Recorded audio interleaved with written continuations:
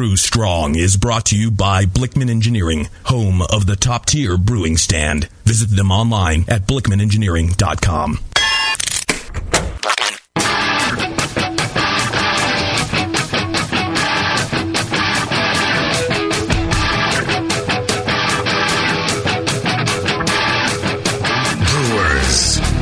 It's time for the beer radio you've been looking for. This is the show that dispels myths, tackles the toughest topics, and makes no apologies for geeking out on beer. Hosted by two guys that drink before they think. Jamil Zainashev and John Palmer. This is Brew Strong.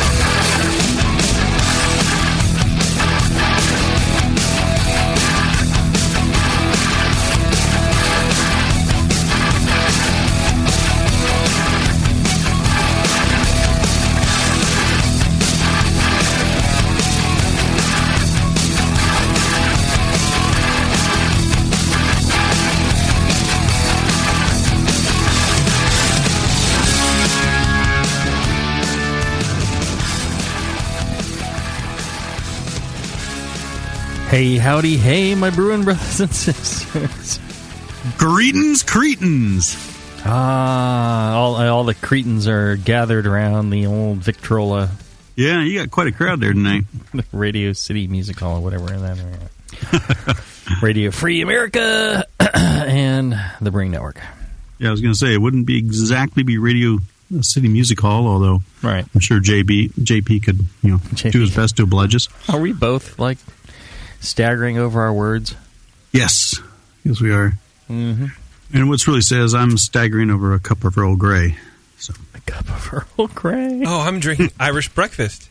I am drinking some Drake's 1500. So, ooh, well, that sounds I don't know better. which one of us is manned up here, but I'd say without saying it, I'd say it's me. Yes, I won't.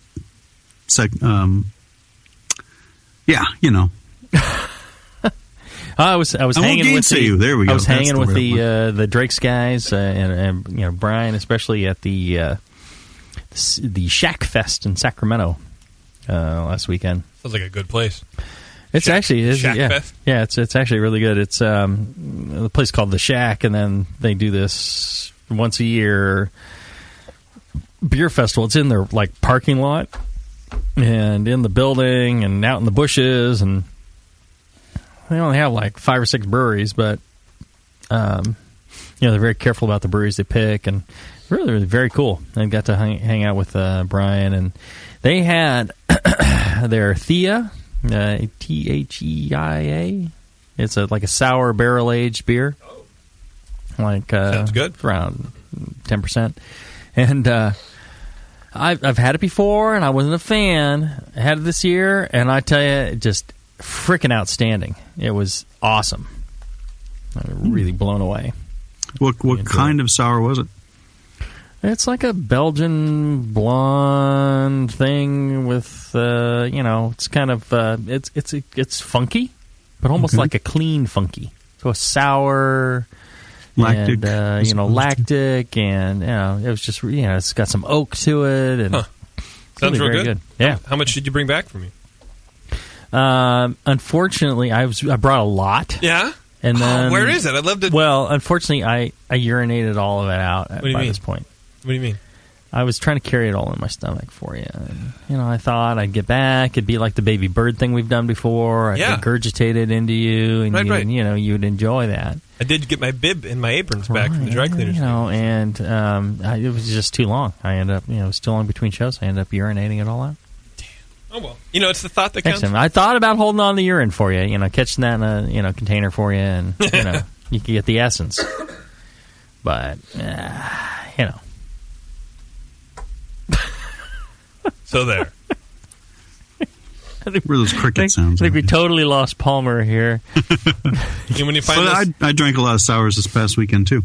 Yeah? Yeah, I was at the Michigan Homebrew at the Web competition. Oh, uh-huh. And they had over 1,000 entries. Wow. And yeah, it was. We judged 2 flights Friday, 2 flights Saturday, and one Sunday before we got everything finished. And I did sours Sunday morning, and then did best of show after that. Wow. It was really good comp. We had a real outstanding Flanders Red. Mm-hmm. I forget the gentleman's name that brewed it right now, but that took best of show, and we had 2 Flanders going into best of show actually. Nice. I don't suppose you saw our good friends the Hudacek brothers out there, did you? Oh man, No, missed them this time. Actually, no. Come to think, it was two Flanders going into the mini best for sours, and then the winner of that went on to best of show, of course. But there's a lot of other folks from Michigan that we know. Let's see, Bob and Jeff. And, You're not gonna, Bob. Tom and Steve, yeah, all those guys. They were all Aaron there. and Frank. Bob down there on the road. Yeah, it's too bad you missed it. No, that's not Steve. That's Steven. Oh.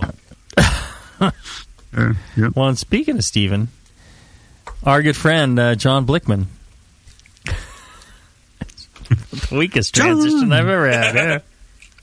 I don't know. Blickman seems like a pretty Midwest name, doesn't it? He's a pretty Midwest guy. Yeah, well, there and you by go. that I mean, hardworking, kind, The heartbeat of America. generous, good sense of humor, creative, Pale. pale. Yeah. Yes, yeah. All you Midwest folks, you tend to be very pale. Well, they don't see the sun. A little bit pasty. No, he's a good guy, and he's been sponsoring this show since way early on, and helps bring this show to you without charge. So if you get a chance, check out BlickmanEngineering.com, Blickman with 2 N's, engineering.com, and they got all sorts of neat stuff. I'm guessing, don't really know, but I'm guessing that it'll have something neat and cool to show at the Homebrewers Conference in Seattle this year. So go check them out, and they'll post that. That sounds also like to the website. Insider information. I think you're teasing us. Could I be. really Could actually be. don't know anything, but people think I do, and that's why I get paid the big bucks. So, yeah, check him out, BlickmanEngineering.com. A wonderful guy, and like I said, very Midwest, and I mean that in the most complimentary way. So go check them out, BlickmanEngineering.com. They sponsor the show. They pay for it, so you don't have to. So show them a little love. All right. So today is going to be a live Q&A show. You guys, we think, we should do more topics, and then I get people going, hey, do more Q&A shows. I love the Q&A shows. Yeah, it's not like we haven't had a flood of Q&A hit the email box lately. Right, yeah, I mean, we're 1,000 questions behind, so we got to catch up at some point. I keep looking at them like, well, we're not doing Q&A shows fast enough to keep up with the influx of questions. But still, if you got questions for Brew Strong, for John and myself and JP, then you send them to brewstrong@thebrewingnetwork.com, and we'll get those. You won't get anything but a canned response at that point. But if you format your question nicely, where you don't ramble on and long run on, and then my dog died, you just keep it to one question per email. Please, that's the key. If you want it answered, right. When you have like 4 questions, it really kind of screws us up. Just one question per email, unless they're intimately related. Details are good, but my favorite emails details, that also address the subject of the email. My favorite are the ones where it's going to be a long. There's first, some background is in order. No, background is never in order at all. I started brewing at the ripe age of right, and then I do this, but then my real question is: when I put my shoes on, should it be left foot first or right? Mm-hmm. I don't know. Don't tell me your history of walking when you want to know how to dress. Generally, if you are right-handed. Yeah. You put the right shoe on first. I do left all the time. Well, are you right-handed or Yeah, left-handed? I'm right-handed. That's a mistake. I've always wondered if you take your socks off at the gym and then take a shower and then you get dressed again, what are the odds that you're going to put your socks back on the same feet? If you 50-50. label them appropriately, you will. Or if you look at the curvature of the sock, you will. They tend to have a memory. Yeah. Come on. Now, Cloth memory. hold on. Now, you put the right shoe on first, because should some attacker come at you while you are only one shoe on. Right. You want that power leg, your stronger leg, to have the shoe on it, bettering your chance of escape. See, already when you talk about putting your right shoe on first, my OCD kind of kicks in, and I got a little sweaty. Yeah. Like, I don't like it. I put my left shoe on first, my left sock on first. In fact, I will take my left off first as well as put it on first. Well, I'm just telling you why you want to do the right shoe you first. Turn yourself around. That's what it's all about, right? I think the thing to solve for you here is why you're not left-handed. You should make yourself left-handed, then everything would fit. No, I don't want to be the devil's child. Now, see, I used to teach diving all the time, and one of the things I taught to people all the time, I see them struggling time and time again, putting on these thick wetsuit gloves when we dive in cold water. Right? They put these thick gloves on, and these people would put their left glove on first with their nice strong right hand, and then they couldn't get their right hand glove on because the right hand's slightly bigger, their left hand is weaker, and it's already in a glove, making it difficult to grip onto things. Right? Yep. Okay. And so when you're right-handed and you go and dive and you put it on gloves for cold water, you put the right glove on first because your right hand's stronger, and then you put your left glove on. It's the same thing with your shoes.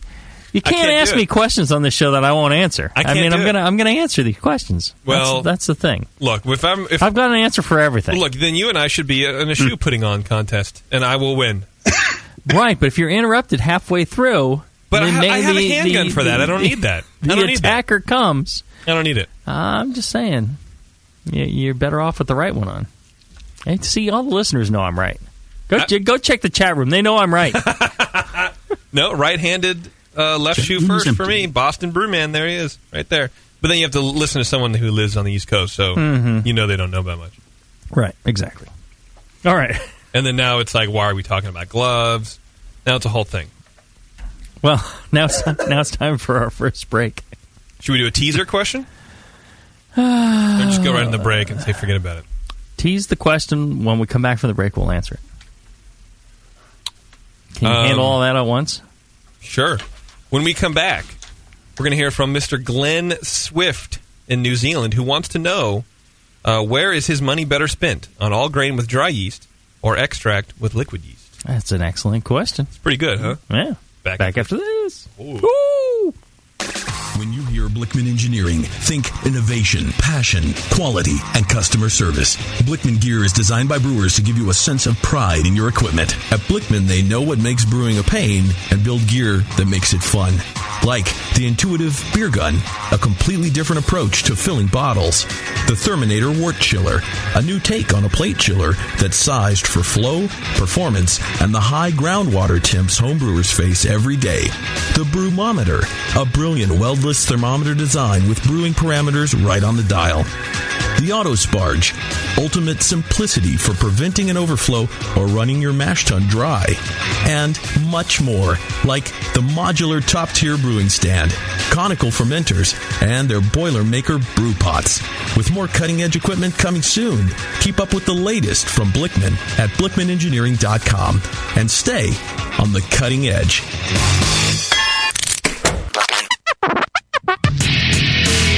Hi, this is Push from the Brewing Network, and I want to tell you about the Brewmaster's Warehouse and how you can get 10% off your next order. I'm a pretty techie guy, but I've never seen an online store like this. It's awesome. Go to brewmasterswarehouse.com and click on Brew Builder. You can whip up a custom recipe so easily even Sven could do it. Seriously, it's slick. You can share your recipe with your own logo and notes to the Brewmaster's database if you want. And the best part, it keeps a running tally of the beer you're building while you're doing it. Then, bam, click Buy Recipe, and your cart is filled and ready to go with helpful suggestions in case you forgot something. This thing is amazing. Brewmaster's Warehouse is run the way a home brewer would do it, with great service, fast turnaround, and $6.99 flat rate shipping. Brewmaster's Warehouse and the Brew Builder blew me away. Check it out today at brewmasterswarehouse.com. I'm serious. And don't forget to put BNARMY in the discount code box for 10% off your order. Check out brewmasterswarehouse.com. Cheers. A heretic is anyone who does not conform to an established attitude, doctrine, or principle. If you love craft beer, you're already a heretic. The very first thing we did when we started looking at the beers that we would brew, we got rid of all those recipes. We started from scratch. We've been pilot brewing the most creative things that we could think of and the most interesting things. We've completely gone away from style. Heretic Brewing Company is opening this spring in Pittsburgh, California, and you can be a part of it. Visit hereticbrewing.com and facebook.com/hereticbrew. Get the latest updates on the brewery and upcoming beers. Show everyone how you celebrate great beer as a heretic. It's a fairly powerful word. Being a heretic, that means you're not settling for ordinary beer. You are going with flavorful, creative, bold, interesting beers. A heretic is looking for the best beers out there. Be a heretic. Don't drink ordinary beer.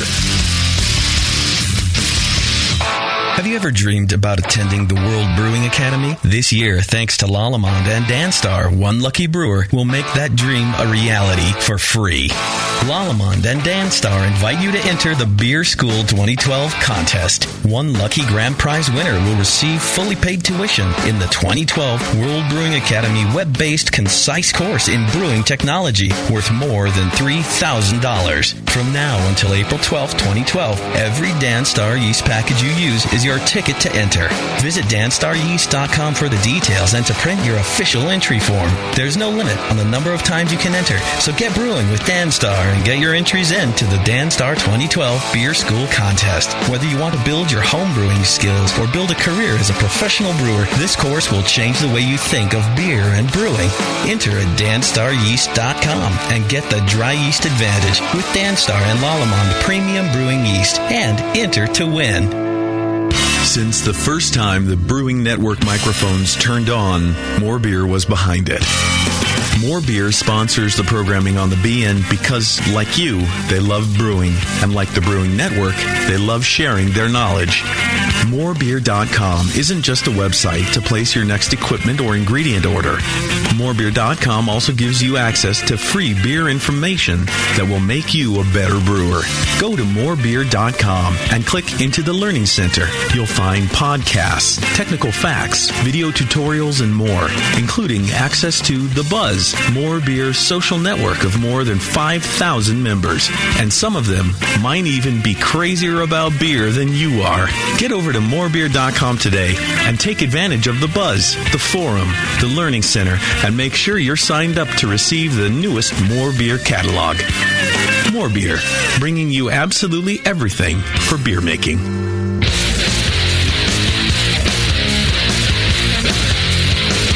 Back to the two guys that know how to turn beer into beer.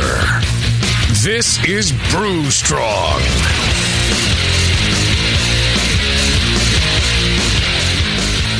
Woohoo! We're back, and we're joined in the studio by the rest of the fine Heretic Brewing crew. Got Chris Kennedy and Warren Billups here to join us to answer your fine questions about brewing and whatnot. Say hi, guys. Hi, guys. Hi, guys. Well, Warren, no, Chris. just push the button. Warren's not getting anything in his ears. Well, Screw you, Warren. Here, you grab that mic then. I don't know what's going no, on. we can't hear you. Warren's not that interesting anyway. Yeah, he's more of a troublemaker. Yeah. Keep him around anyways. Sorry, Warren. Just grab that mic and you'll be All fine. right. Can you hear me So now? the first question from New Zealand. Yes, sir. So this says, hello. I thought this was a great question. It's a good question. Hello, guys. I'm a recent listener to Brew Strong on Podcast. Great information, and live in New Zealand. Sorry. It's quite hard and expensive to get the liquid yeast, and I'm going to go out onto full boil, extract, and all grain brewing. Could you tell me where is my money better spent? On all grain using dry yeast, or brewing extract with liquid yeast, or is there another way? Or do liquid yeast make that much difference? Many thanks for any advice given, Glenn. You know, I think it's a really interesting question because, so many people they jump in all grain, and they think that's going to, make great beer, and then they don't pay enough attention to fermentation, and they make crappy beer. Right. And so I've always, railed against that and said, look, you should, focus on fermentation temperatures, sanitation, things like that. Forward boil, all that is going to be much more valuable to you than going all grain. The thing that he's thrown a bit of a twist to it. Twist to it. Very good, thank you. 'Cause I don't know what I was going to say, but twist is a good way to describe it. Is he's talking dry yeast versus liquid yeast. Now, I think you can make an awfully good beer with dry yeast.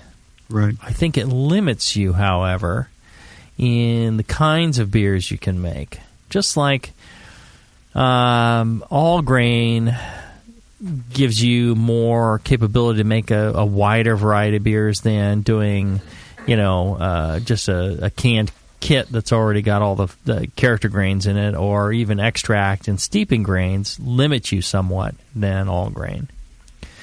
However, I think you can, and I think I've done this. You take the pre-hopped, pre-malt character kit, the kit and kilo cans. You just don't use the kilo of sugar. You use a kilo of DME, dried malt extract, instead. And then with great fermentation, you can make a great beer out of that. So, and again, I wouldn't necessarily limit it to dry yeast, liquid yeast, but in the one that I did, I'd use liquid yeast because I wanted a certain English yeast character, and it made all the difference and really was a great beer that way. So, liquid versus dry, you can, if you want to make just clean American, ales, I think you can USO 5 and you'd be all right.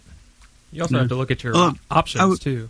Right. With your, because New Zealand, I don't know what the homebrew market in New Zealand's like, but how fresh can you get your liquid yeasts? That was going to be my point. I think freshness is the overall key to making this decision. If you can't get fresh liquid yeast, then do you get semi-old liquid yeast and make that, build it up into a starter and repitch that until you've got healthy yeast? Or do you do the same with a dry yeast packet? Do you rehydrate, pitch, build it up, and get good yeast that way? But it's not like they're going around the world in 80 days in a balloon or something. It's the transit time between like San Diego or Washington and New Zealand is not that long. So by the time it gets to the shops there, it's just that. I think a lot of it tends to sit in the shops for a long time. And I know that there's at least one home brewer that was looking at bringing in, 200 packs at a time and, doing that. And then that could be a way to do it. I think the problem is you're just limited on, if you want to make a great Belgian or a great, Hef or something like that, you're not going to do that with dry yeast. And then with the same freshness thing, you have the same thing happening on your extract, especially liquid extract. Yeah, if you can get fresh extract, which I think you can there. Cooper's. Awesome Cooper's. Yeah. They make an excellent extract. Use their pale extract, and that's pretty close by. And then there's actually in New Zealand they actually make kits for those. A lot of those kits are brewed in New Zealand or manufactured in New Zealand. Those made wort kits with all the specialty grains are made right there. So, what's the bottom line? Where should he take the because it sounds like he wants the least expensive route for one or the other. Either he saves money on all grain by going extract, or he saves money on depends on the beer you want to. Depends on the beer you want to. It depends. Make yeah. Now all grain can be cheaper than extract. Mm-hmm. It's just the equipment that people tend to overspend on. Yeah. All you need is buckets, and all grain can be really cheap. And it's a cheaper way than using extract. But assuming he has his all grain equipment, I think he's saying batch to batch. What would be dry and liquid? So I think it's two things: Okay. extract or all grain, Yeah. dry or liquid. Oh, you're separating it out that way. Yeah. Okay. Because I think they're two entirely different things. And again, I think, it depends on what you're trying to brew. And the dry or liquid, that's, you're really limited on what beers you can make with the dry. Mm-hmm. And if you're more adventurous than that, then you have to go liquid. And I don't think liquid has to be that expensive. You buy yourself a good one. You do some basics as far as, making starters. And, you're off and running, and your yeast can be as cheap or cheaper than dry yeast. And, your quality will be fantastic. So, yeah, I think you're right there. Yeah. Here's an email that I really enjoy. And we were talking in the top of the show about proper formatting for emails. And this guy, you can tell, at least I'd like to imagine that he's, at least some sort of middle management. He's been through middle management training where they train you bottom line up front. How to be in the middle? Yeah. Nice. So this is how his email starts. What do you think? When's the best time to filter a lager? And is there anything occurring after I filter? And then he goes into detail in case we want to read it. Love it. Love it. Bill Bollinger, you're the best, dude. You're the best ever. I'm confused. What's the question? Well, the question is, when's the best time to filter a lager? And then if you want the background information on it, we can. But we don't have to slog through all the, and then the earth cooled. Oh, it's such a general question. I know, but I love it. It's great. So here's the detail. I recently added a new tool to my brewery, a plate filter. In the past, I made some excellent lagers. I usually let them lager for an extended period in the keg, which produces a clean, delicious beer. When do I filter? Will I be getting any benefit from lagering after I filter the beer? Oh, no. See, that's the good question right there. Yeah. Look, I didn't say that he put the right information in the right spots. I like how the email was formatted. Okay. All right. I'm with you there. And another thing. Yeah. Anyway, go ahead. So, interesting thing about lagering and lagering with yeast and yeast activity and all that, once you cool the beer down below 40, the yeast pretty much shut down and nothing happens. So, if you truly want to lager with yeast activity, then you need to very slowly lower the temperature, keeping those yeast, somewhat active, and you never drop below 40 degrees. Then the yeast actually have some activity. Unfortunately, most people are just like, oh, okay, I'll crash this thing to 32 and then, let it sit. And, the yeast are doing something. The yeast aren't doing dick. They're, crashed out and settled and doing nothing. So you're not really gaining anything from the yeast being in there. What happens is, I believe, you get these, physical, very fine particulates that drop out. You get, which tends to improve, head retention, things like that. And you may get some chemical, changes of things under, certain conditions and oxidation, things like that. So, you can go ahead and filter, and then if you want to cold condition or, lager over time, just, in the cold, any other remaining particulate matter could fall out at that time. That'll be fine. Yeah, and some maturation of flavors. But if you depend on the yeast and you're actually going through the trouble of an actual lager with the yeast, then you don't want to filter, right? Right. And, depending on the size of the filter he's using, probably most of what would settle out was taken out by the filter anyway. If he filters first, then tries to lager. Right. Depending on the size of the filter. You're right. The pore size of the filter, which is, yeah, usually you get the rough pads, which I guess are like 7 microns or something. 7 microns is still pretty big. Thank you. Hey, Brew Strong gang. I have a question regarding oxygenation. My method has been to purge a 6.5-gallon glass carboy with oxygen by blasting it into the carboy with a small red can of oxygen that you can buy at Home Depot. Mm-hmm. I shoot the O2 into the carboy for about 20 seconds. Then my wort goes in, swirling the carboy as it fills. Is this mixing oxygen into the wort? Yes. When all of the wort and yeast are in, I once again shoot some O2 into the headspace before placing an airlock on it. Mm-hmm. Does this sound like a sufficient method of oxygenation? I've applied your wisdom about letting the taste of the finished beer be my guide, and all my beers turn out great. That's weird. None of the taste problems that I hear you talk about regarding under or over oxygenation. Mm-hmm. I was just curious to know what the expert minds at Brew Strong thought of my unorthodox method. Thanks for all your brewing help, Mike. What'd you say, Chris? I remember reading a post on, I believe it was the Brew Board, a couple years ago, a guy who got his hands on a DO meter and did some experiments with something like that, except using a mixer, just, a wine deaerator or something like that. They sell mixers at certain homebrew stores, and he did an experiment where he used the mixer on a carboy that just had air in the headspace. Yeah. And then It's like a paint stirrer with the little flap out paddles. You drop it through and spin it. And so he did that for a minute. Get on the mic, Chris, please. And he did that for a minute, and it ended up being 8 ppm of oxygen, which is a little low. And then he did the same thing for a minute with just flooding the headspace once with pure oxygen, and in the same amount of time it was 14 ppm. Mm-hmm. And so you really are helping by throwing the oxygen in there. And whether or not the swirling on its own is enough is up for debate. But it's one thing that I've always said is, people, they have the stones and they bubble the oxygen up through, and they go, well, the fine bubbles and all that, or it's all this surface area, and that's where all the oxygen's being uptake. But one thing I learned a long time ago in aquaculture is that is not actually introducing a lot of oxygen into the liquid. It's actually that when you put your flow of bubbles at the bottom of the liquid and it runs up to the top, it actually turns the liquid.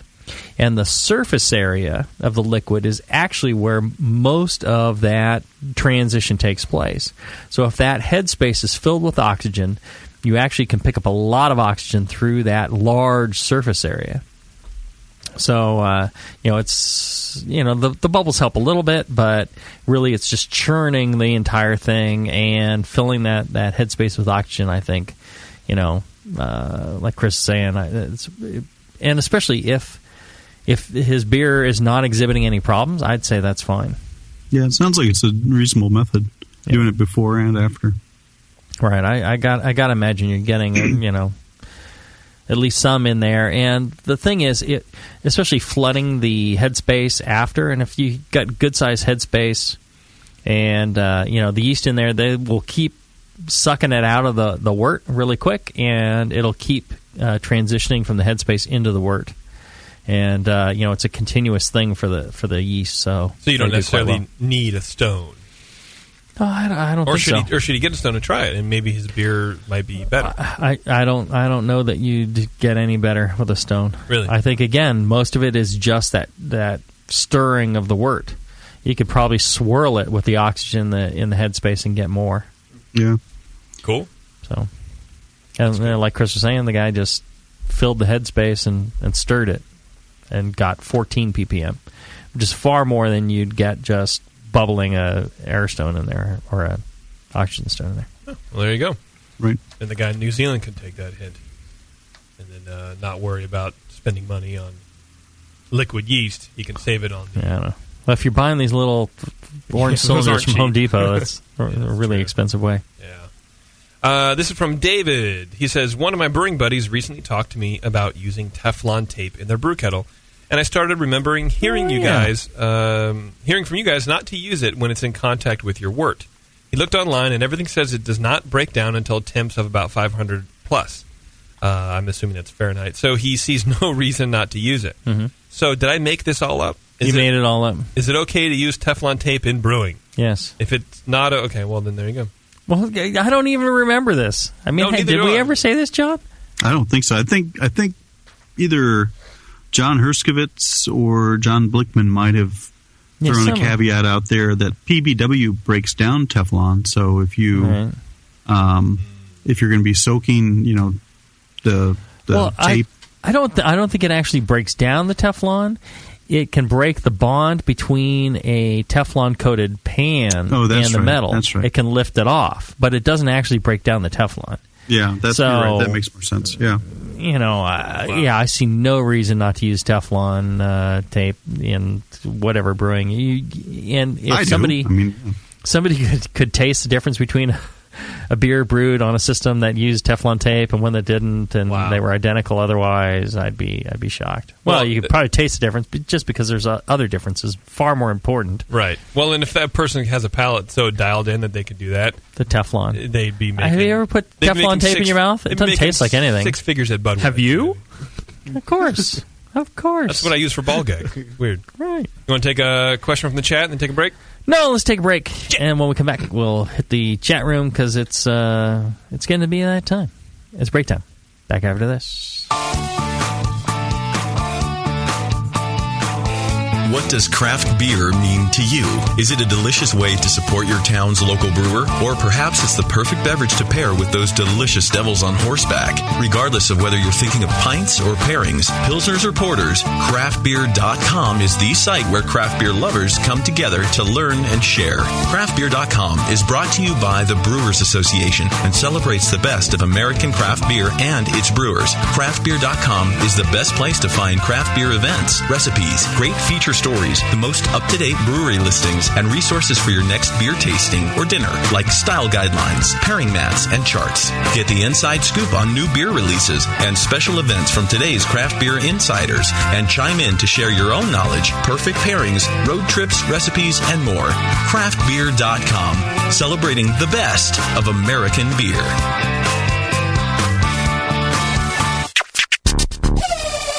Nico, listen, our lawyers said that we had to do this for 1 hour, and after this, we don't have to talk to each other for 3 more months, I think, to the next meeting. Kids, come on, let's get out of here. I'm supposed to have more lines. I'm the professional.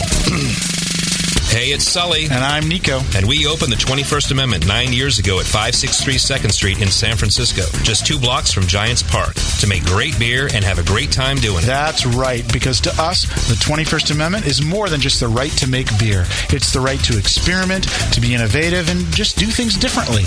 And so now, we're putting our craft beer in cans. That's right, cans. You can find our world-famous Hell or High Watermelon Wheat Beer and Brew Free or Die IPA throughout California and Alaska. And now it's also available on draft at select accounts in the Bay Area. So next time you're at your local neighborhood pub or good beer store, be sure to ask for 21st Amendment in cans. Because everyone likes it in a can. Tasty crack cans. Tasty crack can. Hi, this is John from Grain and Grape. We've been supplying brewers in Australia for 21 years, and for all that time we've been working to offer the best service around, including free fortnightly all-grain brewing demos, 90 varieties of malted grain from Belgium, Germany, the US, Britain and Australia, equipment from Brewmasters, kegerators and crown urns to the humble brew-in-a-bag bag, heaps of hops, Y-yeast liquid and Fermentus and Danstar dried yeast cultures, fresh wort kits made at Mountain Goat Brewery and on the 200-litre Brewmaster right here in the warehouse. We also sponsor and support brewing clubs and comps, the Australian National Home Brewing Conference, Aussie Home Brewer Forum and heaps more. Mostly though, 100 years of brewing experience means that we can give you the best advice on your next recipe, your new system, or that brewing problem that needs a solution. Mention the Brewing Network next time you order online or by phone for freight free on your next order. Check out grainandgrape.com.au for conditions. Williams Brewing is your online resource for prompt delivery of quality home brewing supplies. Since 1979, Williams Brewing has offered the finest equipment and freshest ingredients and the best customer service in the business. Cut hours off your brewing sessions by using one of our 11 varieties of famous Williams malt extract. Our Williams Belgian Pale Extract is mashed with pure Belgian 2-row malt and a small percentage of Belgian wheat malt for an authentic Belgian character you just can't get from other extracts. Or check out our unique fermenters, 2.5-gallon kegs, paintball tank-based draft beer equipment, bottling aids, and much more. We even have our own line of precision hydrometers. Go to WilliamsBrewing.com to browse our vast selection. That's WilliamsBrewing.com. Orders placed by 3:30 p.m. Pacific Time ship the same day. Brewing is easy. The Williams way. BN Army, HopTech has a great discount waiting for you. Do you often find it difficult to find specific specialty ingredients for your home brew recipes? Well, listen to this. HopTech stocks 59 different grains to choose from, 39 varieties of pellet hops, and 8 kinds of whole leaf hops. And HopTech not only carries Y yeast and White Labs yeast for you, but also Fermentus, 04, 5, 6, 23, 33, and T58 Belgian yeast, plus Cooper's, Nottingham, and Windsor yeasts. Got your recipe ready to go? Pick up some great brew gear like new long and short sleeved shirts, games, and more. HopTech's new website is being updated every day with new items. If you don't see it, call the shop. They're open 6 days a week. BN Army and AHA members get a 10% discount, and active military personnel get 15% off. Visit HopTech.com today for great selection, great service, and a great discount. HopTech.com.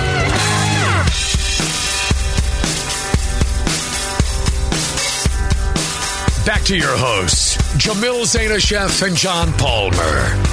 Putting the testicles in technical. This is Brew Strong.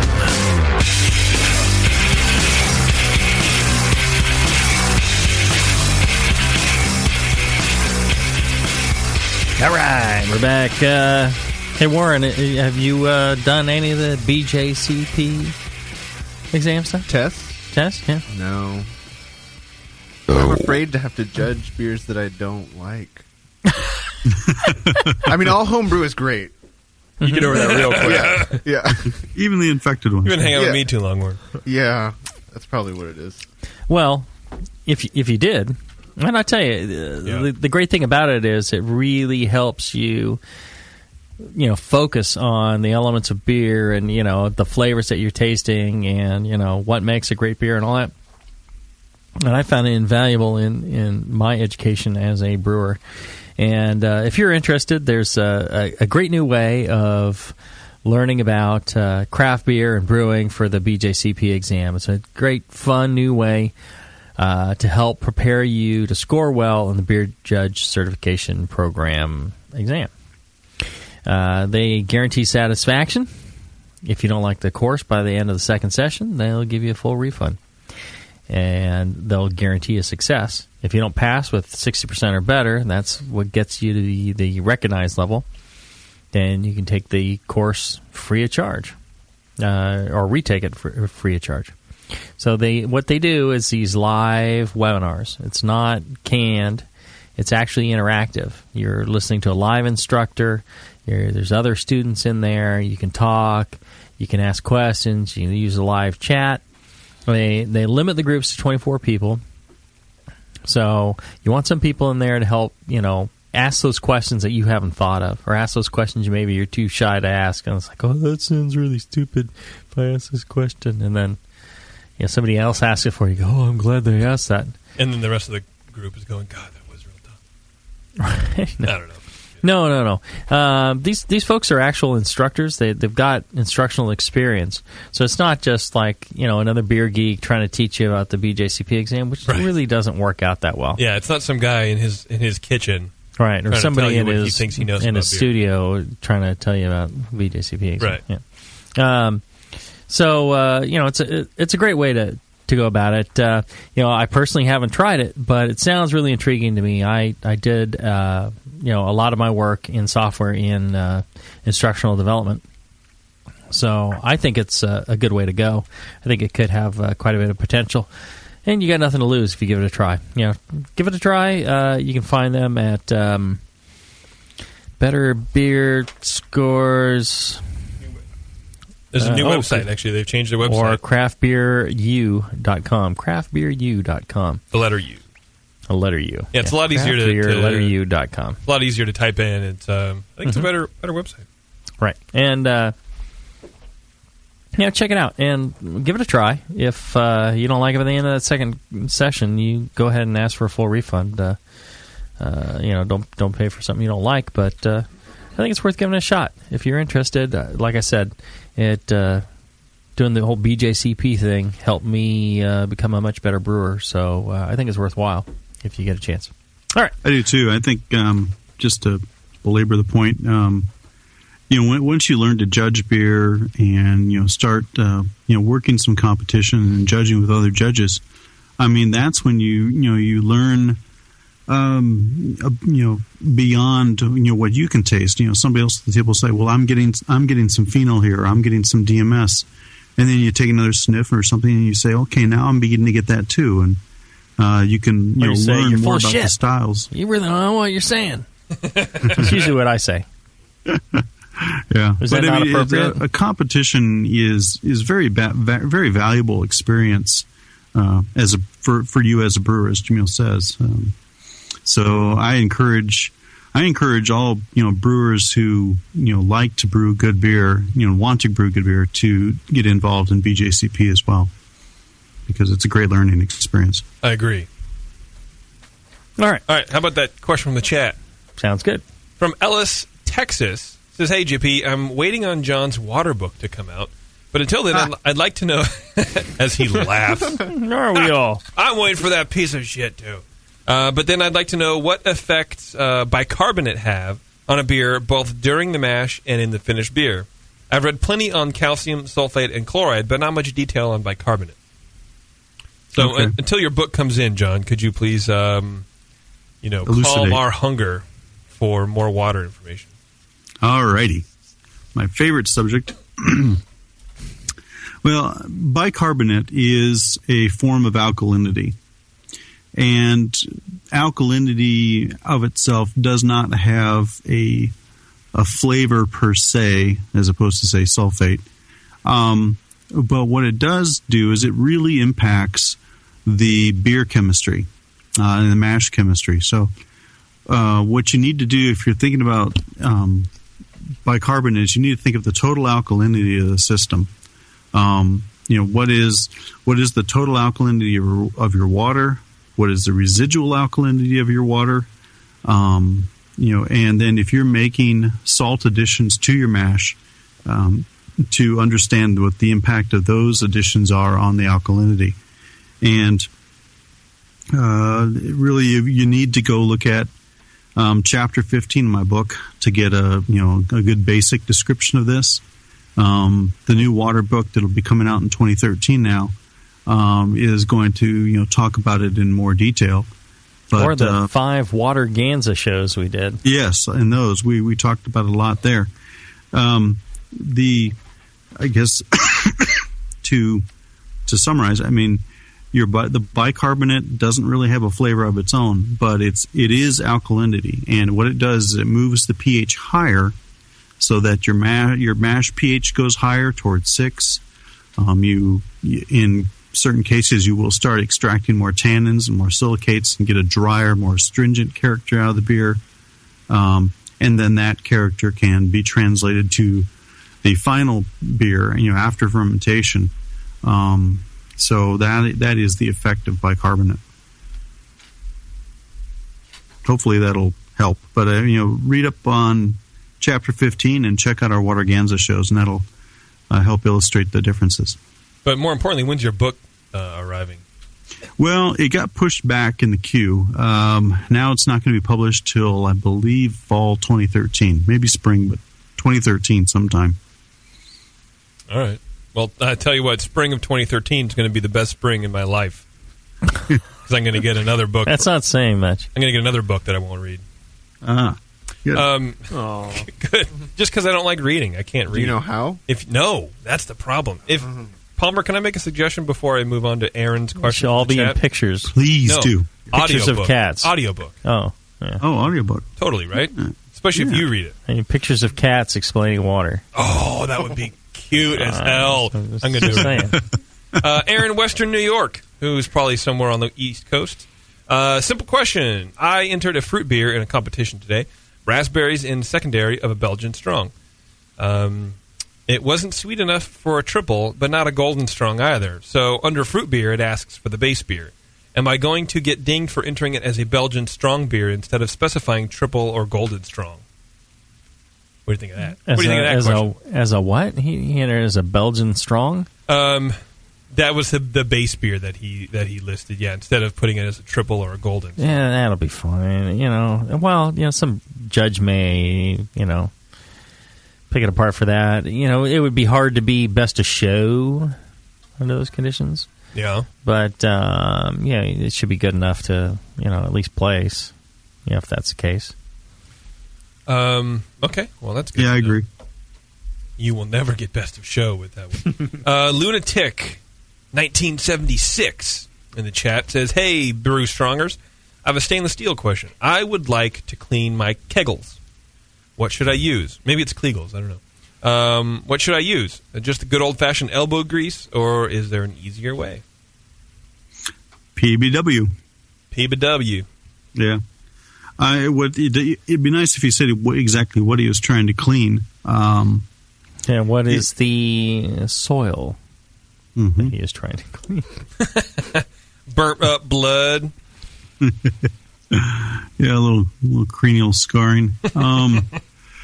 But yeah, if it's just normal, brewing gunk left over after the boil, then or several boils, as the case may be, then I would just say PBW. If he's got heat tint or discoloration of the stainless, then I would say to use a cleanser, stainless steel kitchen cleanser like Barkeeper's Friend or Clean King or Revereware or whatever, something like that. And a little scrubbing power to it. Yeah, and some elbow grease and scrubby. I had heat taint, and I tried using Barkeeper's Friend on it, and it just scratched my skin up really bad. You have a hot taint? Yeah, heat taint. Yeah, did you use a scrubby or just your fingers? Scrubby and the I think Barkeepers. that using his fingers is what led to the heat taint. The friction buildup. I think it was a cat tongue. Yeah. Well, Jamil, you've got very delicate skin, so you use some rubber gloves. like the flowers of the lotus. Yes. Skin and disposition. Lotus blossom. They're very, very soft hands, as I remember. So, yeah, use some rubber gloves when you scour, and should have had a problem. All right. This is from Chris in PA. He says, this email may contain confidential health information. Oh, wait, no, that's the writer at the bottom. Hey, guys, just wanted to share some exciting news for me and offer a thanks to the BN for your part. I took Jay-Z up on the challenge to enter a competition to get judges' feedback and entered my first BJCP regional competition. I entered a clone of a Deschutes Obsidian Stout. The only problem was that I bought my grain from a new supplier and overshot my efficiency by a long shot.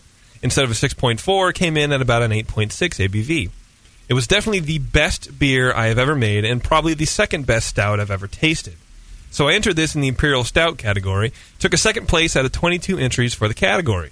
First place winner also took Best of Show. Oh, excuse me. The first place winner also took second in Best of Show and is eligible for the GABF Pro-Am comp, so I didn't feel too bad about coming in right behind him. I just wanted to say thanks for all you guys are doing and helping all of us listeners become better brewers. Brew strong, Chris and PA. All right. Well, on that positive message, let's take a short break, and when we come back, we'll wrap it up with maybe one more question after this.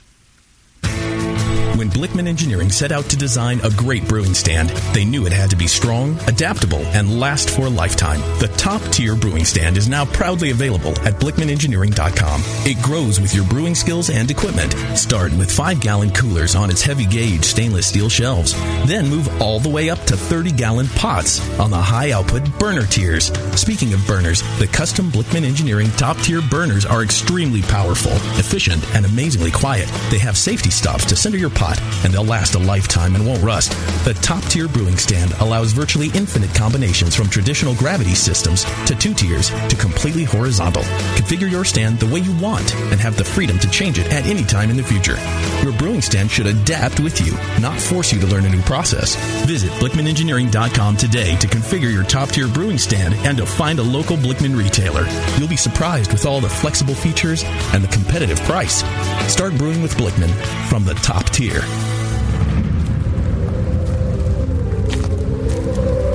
a world where everything has been lost.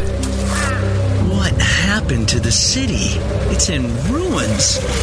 Only one man has the ancient knowledge to restore civilization. I need a drink.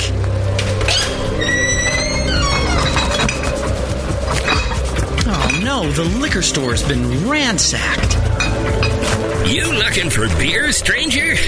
Boy, all the liquor got drunk up in the first 25 minutes of the apocalypse. Wait, there's still some bottles over Oh, no. Those are non-alcoholic beer. I reckon you better stick to arrowroot tea and a desperate nomadic existence like the rest of us. People, I'm a home brewer. I know how to make alcohol. It can't be done. Come with me if you want the beer. Okay, I'm gonna need some big plastic buckets. He is the chosen one.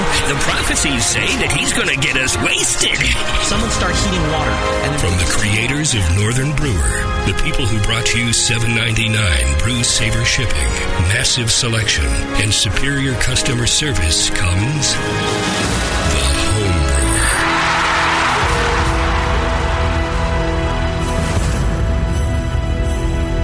A vial of White Labs yeast is the key to your best beer. When you open a vial of White Labs yeast, you're giving your beer its best chance for a perfect fermentation. In addition to their already incredible variety of yeasts, White Labs is proud to announce WLP 90, San Diego's super yeast, now available year-round. WLP 90 is super clean, super fast fermenting, with low esters and has a neutral flavor and aroma profile. It's alcohol tolerant and highly flocculent.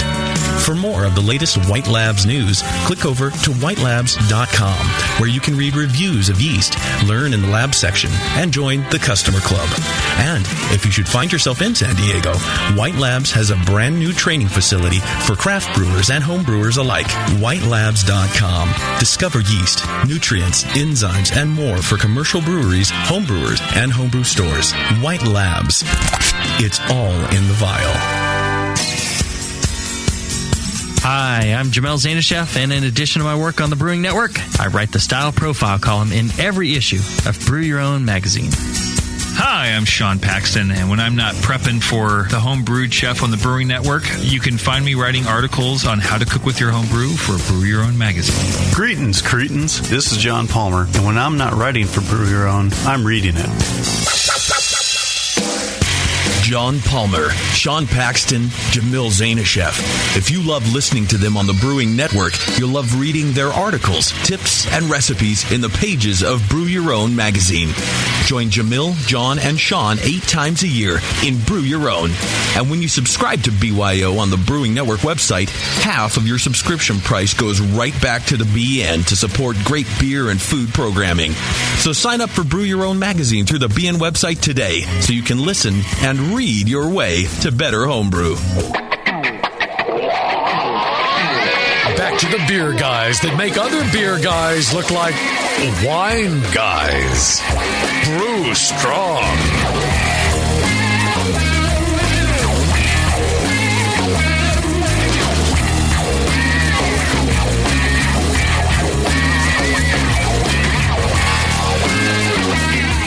Hey, and I'll tell you this, I was a Boy Scout, so I know about Boy Scout activities. And So I'll was tell I. you, and one of the mottos, be prepared. And how are you going to be prepared? Always wear a scarf. No, That's just it. you want to be prepared? Get yourself over to adamandeve.com. Always wear a scarf. Always wear a scarf. It's the same thing. Right. You can knot it up. Neckerchief is what Right. we call them back in the day.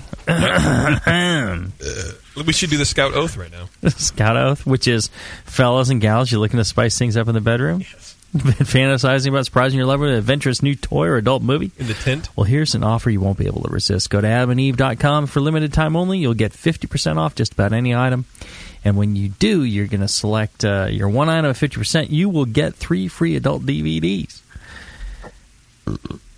And you can get a free extra gift so essential, can't mention on the radio.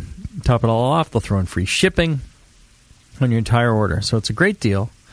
A great sponsor of ours, been hanging around with us for quite a while now. Go to adamandeve.com today. You're going to use the special code JAMIL, Jamil. And when you do, you're going to get 50% off of just about any item on there. You get 3 free DVDs, pretty much of your choosing. And you get a free extra gift and free shipping. So you buy one thing at half off, and you get all this other free stuff thrown in. Just use the offer code JAMIL at adamandeve.com. You can check out their mobile site, m.adamandeve.com, as well for your mobile sexual needs. Toy needs. Right. Yeah. check them out. Good stuff. All right. Let's wrap this up with maybe one more question. Okay. Here we go. Bucket fermenter question. This is from Ron. It says, Jamil and John, you often say to replace your buckets frequently if that's what we like to use for fermentation. Mm-hmm. I know this relates to cleanliness and possible infection, but is it a certain number of brews we need to watch to replace them or over a certain amount of time? Is there a rule of thumb for replacing these? Also, how does using a bucket differ from, say, a better bottle? Do the better bottles need to be replaced as well? Mm-hmm. Rule of thumb would be if you see any visible scratches or, once a brew season. Once a year, annually? Yeah, right, once a year. What makes the difference, if you keep your hands out of that and you keep, if you're scrubbing it and you're jabbing racking canes into it and you're, rubbing your hands around in there or other rough things inside there, that's going to generate more scratches and you'll need to replace it sooner. If you never touch the inside of it, like a better bottle, if you don't stick a brush down in there and scrub it, the better bottle, the inside surface remains pretty pristine. You're going to clean that using chemical methods, and the only other thing they recommend is like a soft washcloth you might drop in there and swirl around every once in a while. So the inner liner of that is not going to get scratches, and if it's not mechanically scratched, it shouldn't break down unless you let it rot with highly acidic material in there. So I think it'd be good. You got anything to add to that, John? No, that sounds reasonable. Have you ever actually swabbed a scratched bucket that you've cleaned and sanitized to actually test the validity of the fact that you can't clean a scratched plastic bucket? Because I've always been curious about that. I've read some people who've had buckets for 20 years and scratched all to hell on the inside, and they still use it, and they say that it's caused them no issues. Causes no issues. Sure, yeah, that's valid, whether or not they notice it or not. But I'm just curious. I know, Jamel, you're big on trying not to let just something that maybe somebody you just keep repeating because you heard from somewhere else. Right. So I'm curious if you've ever actually swabbed and plated a bucket that had a scratch on it. No, the reason I think that's a great question is because I haven't, and I'm totally on that. Where we were talking about that earlier today in the brewery. It's like, well, people say that. It's like, why is it true?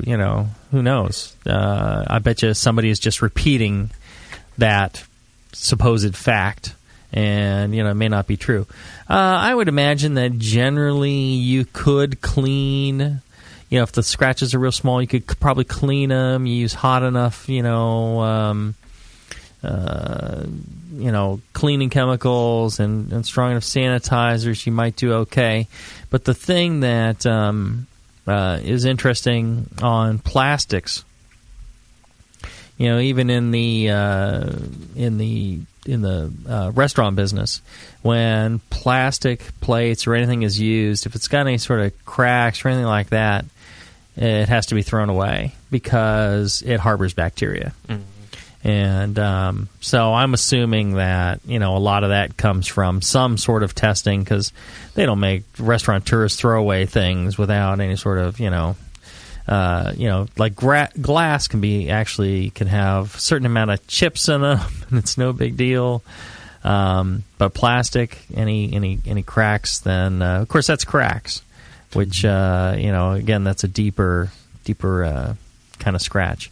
And I think it's just so cheap to be careful. But yeah, I think that's a good question. I think you can probably get away with it quite a bit more than we're saying. But I think if you see visible cracks, I think fine line cracks or scratches that you really can't see, I think those can harbor bacteria, but are not nearly as big a deal as if you see visual gouges in the thing. Again, I'd be much more cautious of.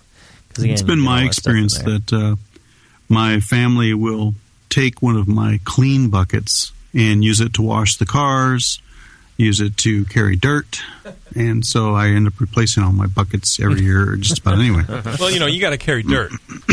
Yeah, they're planting soil and stuff, litter box. But I would imagine if I was to do a sour beer in a bucket with some scratches in it, and then, just generally clean it and sanitize try to reuse it. Yeah. I would not be surprised if I couldn't culture something out of there. Yeah. Might take some work, but I bet you could grow something out of there.